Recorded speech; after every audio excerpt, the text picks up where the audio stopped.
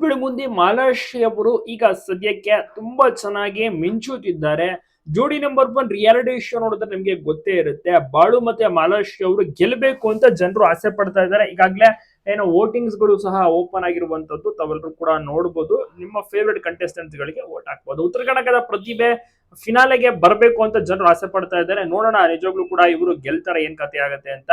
ಅದ್ಭುತವಾಗಿಯೂ ಕೂಡ ಇವರು ಮಿಂಚುತ್ತಿದ್ದಾರೆ. ನಟನೆಗೆ ಸೈ, ಡ್ಯಾನ್ಸ್ಗೆ ಸೈ, ಆಕ್ಟಿಂಗ್ ಜೊತೆಗೆ ಇವರು ಡ್ಯಾನ್ಸ್ ಸಹ ಮಾಡ್ತಾರೆ. ಎಮೋಷನ್ ಎಲ್ಲವನ್ನು ಕೂಡ ಇವರು ಇಟ್ಕೊಂಡಿದಾರಲ್ಲ. ಸೊ ಜನರಿಗೆ ಒಂದು ಕುತೂಹಲ ಮತ್ತೆ ಒಂದು ಆಸೆ ಇವರು ಫಿನಾಲೆಗೆ ಬರಬೇಕು ಅಂತ. ನಿಮ್ಗೆ ಅನ್ಸುತ್ತೆ? ನಿಮ್ಗೂ ಕೂಡ ಈ ಜೋಡಿ ಇಷ್ಟ ಆಗ್ತೀನಿ, ನೀವು ಕೂಡ ನೋಡ್ತಾ ಇದ್ರೆ ಸಪೋರ್ಟ್ ಮಾಡ್ತೀರಾ?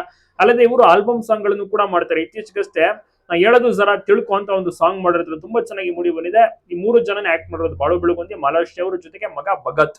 ಸೊ ಮೂರು ಜನ ಆಕ್ಟ್ ಮಾಡಿದ್ದಾರೆ. ಜೊತೆಗೆ ಇವರೇ ಹಾಡು ಹೇಳಿರೋದು. ಸೊ ಚೆನ್ನಾಗಿ ಮೂಡಿ ಬಂದಿದೆ ಸಾಂಗ್. ಮನೆಯಲ್ಲಿ ಚಿತ್ರಿಸಿರುವಂತದ್ದು ನೋಡಿ, ಎಲ್ಲರೂ ಕೂಡ ಎಂಜಾಯ್ ಮಾಡಬಹುದು. ಕರ್ನಾಟಕದಾದ್ಯಂತ ಈ ಸಾಂಗ್ ಫೇಮಸ್ ಆಗಿದೆ.